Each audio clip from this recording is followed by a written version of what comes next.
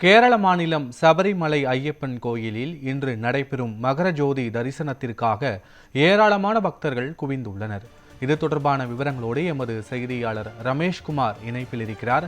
ரமேஷ்குமார், புகழ்பெற்ற மகர ஜோதி தரிசனம் இன்று நடைபெறும் நிலையில் பக்தர்கள் ஏராளமாக குவிந்தாலும் கூட 30,000 பக்தர்களுக்கு மட்டுமே அனுமதி என்ற தகவலும் வெளியாகியிருக்கிறது. அங்கு செய்யப்பட்டுள்ள பாதுகாப்பு ஏற்பாடுகள் என்னென்ன? பத்மநாபன் சபரிமலை ஐயப்பன் கோவிலில் சிறப்பு வாய்ந்த மகர ஜோதி தரிசனம் என்பது இன்று மாலை நடைபெற இருக்கிறது. இதற்காக திரளான பக்தர்கள் தரிசனம் என்பது மேற்கொண்டு வருகின்றனர்.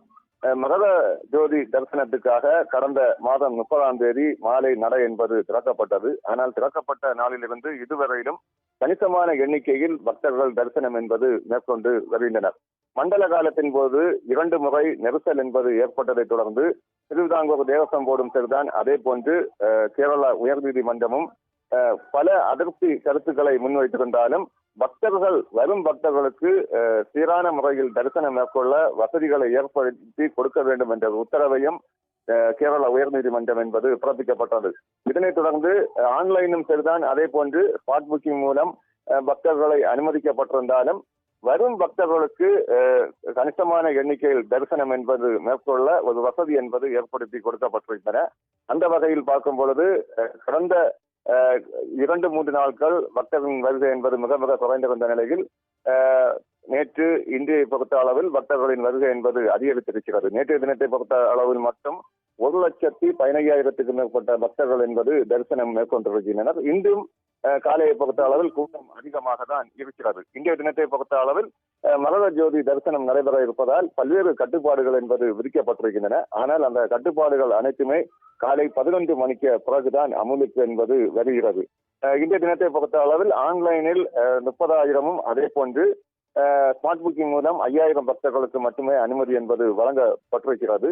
ஆனால் வரும் பக்தர்களுக்கு நெரிசலின்றி தரிசனம் மேற்கொள்ளவும் ஒரு ஏற்பாடு என்பது செய்யப்பட்டிருக்கிறது. அதனால்தான் 35,000 பக்தர்களுக்கு அனுமதியாக இருந்தாலும் வரும் பக்தர்களுக்கு தரிசனத்துக்கு ஒரு வாய்ப்பு என்பது கொடுக்கப்படுகிறது. வரும் பக்தர்கள் தரிசனம் செய்யாத திரும்பி செல்லக்கூடாது என்ற ஒரு எண்ணத்தில் அவ்வாறு ஒரு நடவடிக்கை என்பது எடுக்கப்பட்டிருக்கின்றன.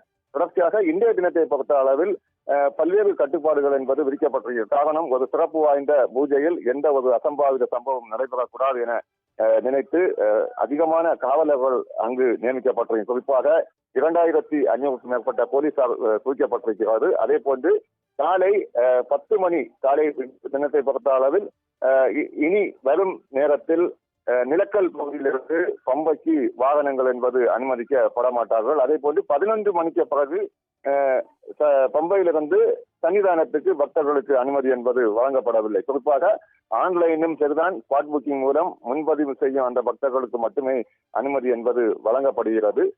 அதே போன்று நேற்று கடந்த 2 நாட்களுக்கு முன்பு பந்தளத்திலிருந்து புறப்பட்ட திருவாபரண அந்த சேலை என்பது இன்று மாலை 5:30 மணிக்கு சரங்குத்தி வருகிறது. அங்கு திருவிதாங்கூர் தேவஸ்வம் போர்டு தரப்பில் சிறப்பான வரவேற்பு என்பது அளிக்கப்பட்டதை தொடர்ந்து அந்த நடைகளை சாத்தப்பட்டு 6 மணிக்கு பொன்னம்பலமேட்டில் 3 முறை ஜோதி தரிசனம் என்பது நடைபெறுகிறது. இந்த தரிசனத்தை காண கடந்த ஒரு வாரமாக திரளான பக்தர்கள் அங்கங்கே செட்டுகள் அமைத்து தற்பொழுதும் தங்கி வருகின்றனர். குறிப்பாக பாண்டித்தாவளம், கொப்பகை களம், மாளிகைப்புறம், வாட்டர் டேங்க் உள்ளிட்ட பல்வேறு பகுதிகள், காடு நிறைந்த அந்த பகுதிகளில் அவர்கள் செட்டுகள் அமைத்து அங்கு தங்கி வருகின்றனர். ஆனால் அவர்கள் அங்கு சமையல் செய்ய அனுமதி என்பது வனத்துறை மறுக்கப்பட்டிருக்கிறது. காரணம், அந்த தீ விபத்து ஏற்படும் என்ற ஒரு நோக்கில் சமையல் செய்ய அனுமதி என்பது மறுக்கப்பட்டிருக்கிறது.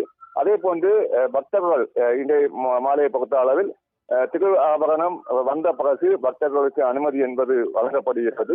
அதன் பிறகு கூட்ட நெரிசலின்றி அவர்கள் வெளியே செல்லவும் பல பகுதிகளில் பேரிக்காடுகள் என்பது அமைக்கப்பட்டிருக்கிறது. அதே போன்று பல வழித்தடங்களை புதிதாக உருவாக்கி வரும் பக்தர்கள் தரிசனத்தை மேற்கொண்டு செல்லவும் ஒரு ஏற்பாடு என்பது செய்யப்பட்டிருக்கிறது.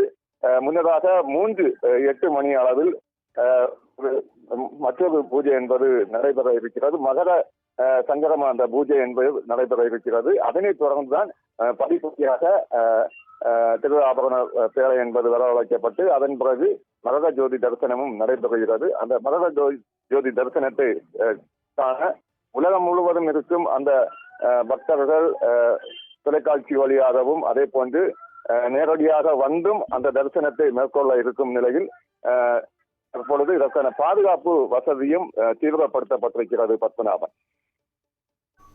விரிவான தகவல்களுக்கு நன்றி ரமேஷ்குமார்.